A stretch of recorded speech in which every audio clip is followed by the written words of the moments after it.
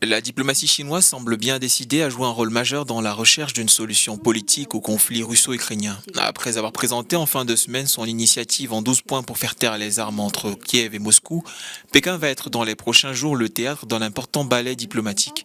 Plusieurs dirigeants européens prévoient de se rendre dans l'Empire du Milieu pour s'entretenir avec des responsables chinois. Ce mardi, le président biélorusse Alexandre Loukachenko est attendu à Pékin pour une visite d'État jusqu'au 2 mars, répondant à l'invitation du président chinois Xi Jinping. La Biélorussie, frontalière de l'Ukraine, est le seul allié européen de Moscou dans le conflit. Minsk n'a pas engagé ses troupes dans la guerre, mais sert de passerelle aux forces russes pour frapper l'Ukraine. Ursula von der Leyen, présidente de la Commission de l'Union européenne, et Charles Michel, le président du Conseil européen, seront quant à eux reçus durant cette première moitié de 2023. En marge des commémorations du premier anniversaire du début de la guerre, le président français a annoncé une visite en Chine début avril. Le président ukrainien Volodymyr Zelensky a lui aussi promis de rencontrer son homologue chinois très prochainement. Pékin espère obtenir un accord sur la base à la fois du respect de l'intégrité territoriale de l'Ukraine et des revendications sécuritaires russes, une équation quasi insoluble à l'heure actuelle.